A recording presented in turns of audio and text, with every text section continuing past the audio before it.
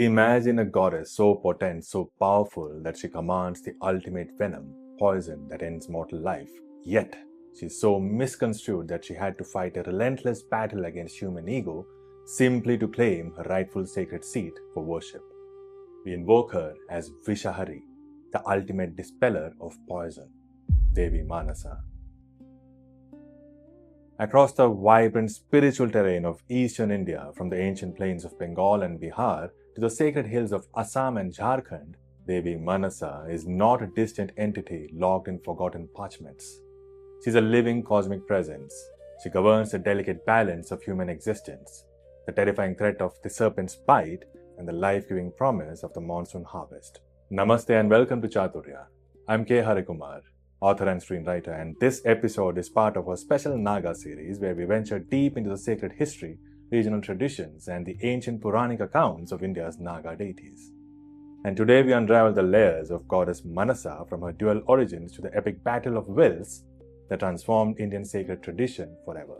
When we examine her origin in sacred history, we encounter two distinct divine traditions. In some sacred narratives, she is Manasa, conceived directly from the manas of the pure mental energy of the great Sage Kashyapa. She manifested as a divine necessity designed specifically to serve as an antidote to cosmic venom and safeguard the mortal realm from slithering snakes of the earth.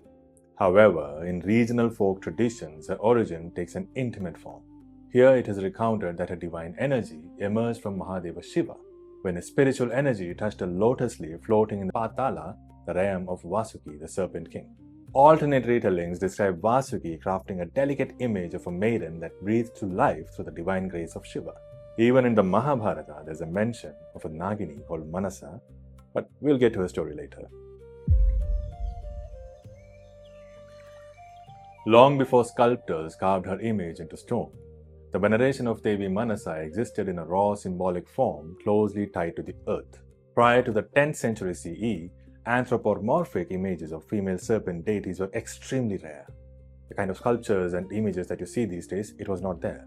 Agricultural communities did not construct elaborate human idols. Instead, they invoked presents to the Manasa Ghata, a consecrated earthen pot representing the Devi. Now, this pot was filled with water from sacred rivers and decorated with seasonal foliage and twigs. This earthen pot was not merely a bestseller. To rural farmers, the Manasa Ghata represented the cosmic womb, fertility, and the containment of life-giving energy. Placed in homes during the dangerous monsoon months when rivers swelled and serpents, snakes, left their flooded burrows.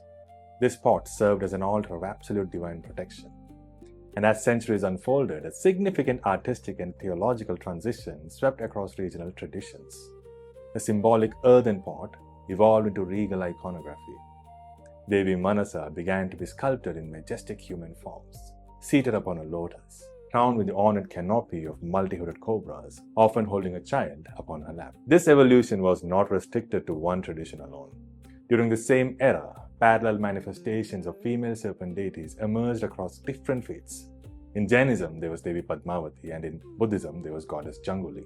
This stands as a testament to how universal the human longing for divine protection from serpents or snakes truly was.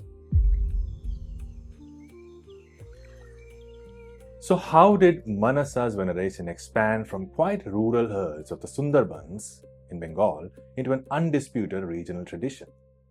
The answer lies within the epic Bengali narrative of Manasamangal. This chronicle details the intense clash of wills between Devi Manasa and Chand Sadagar, a wealthy merchant and unyielding devotee of Mahadeva Shiva.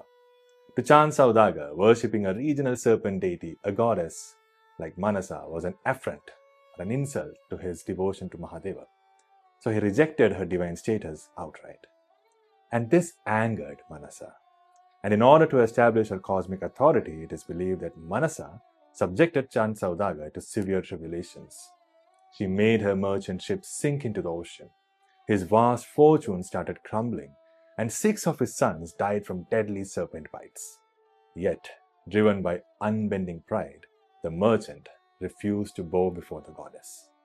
In time, Chand Sadagar's youngest son, Lakshmindra or Lakhindar, reached manhood and was about to wed the virtuous and fiercely devoted Behula. Fearing the goddess's wrath on the auspicious night that she would come and kill his 7th son, Chand Saudagar commissioned an impenetrable fortress for the newlyweds. It was a chamber, a room crafted entirely of solid iron, completely sealed against the outside world. There was no opening, no windows, no doors. Yet, under divine influence, the master builder who was building that chamber secretly left a microscopic aperture no wider than a hair, very small. And through this minuscule opening, a venomous serpent sent by Devi Manasa slithered in during the dead of night, inflicting a fatal bite upon Lakhindar. When morning broke, grief shattered the household. But Behula, she refused to accept her husband's death, and therefore she did not perform the traditional funeral rites.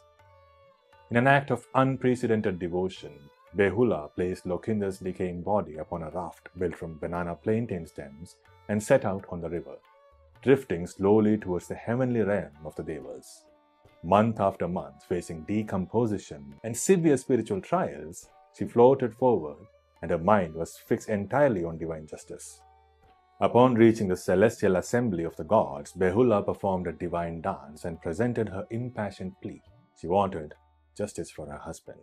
Moved to tears by her unbroken righteousness, the Devas requested Devi Manasa to grant life back to Lakhindar and his 6 fallen brothers, along with restoring Chand Saudagar's lost ships.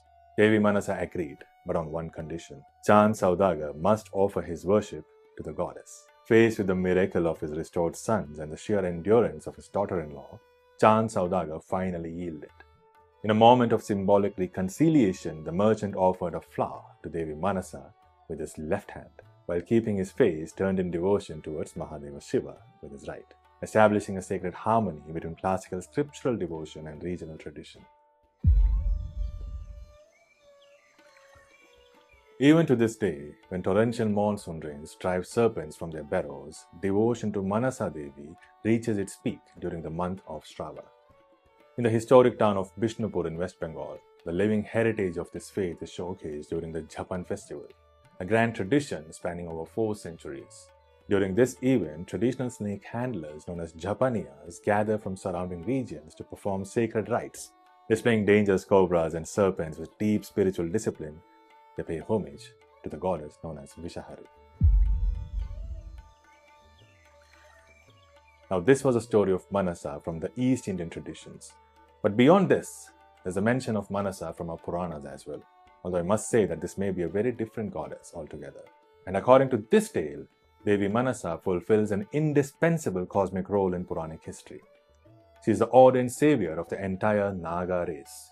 As recorded in my book Naaga, the mother of the serpents, Kadru, once cursed her own offspring to be consumed in the holy fire of a future sacrifice. And in order to prevent total annihilation, Brahma revealed a divine prophecy.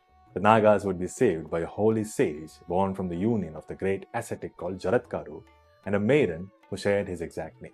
And that maiden was Devi Manasa, who was also named Jaratkaru. And she was a sister of Vasuki. And through her son Astika, Devi Manasa fulfilled her divine destiny. She is far more than just a regional serpent deity. She is a preserver of cosmic balance, the protector of the vulnerable, and the ultimate embodiment of divine grace. If you wish to explore these ancient serpent traditions, regional lore, and scriptural accounts in even greater depth, you can read more in my book Naaga. I've documented these sacred narratives, lost rituals, and regional legends extensively within its pages. You can order your copy from the link in the description below. So you have to tell me now, what do you think of Chand Saudagar's unyielding devotion to Mahadeva Shiva versus Devi Manasa's demand for recognition? Let me know your thoughts in the comments below. And if you want me to make a detailed episode on the story of Astika and the serpent sacrifice, then please comment Sarpasatra below. Hit the like button, subscribe to Chaturya, and follow me on social media. May the Naagas be with you.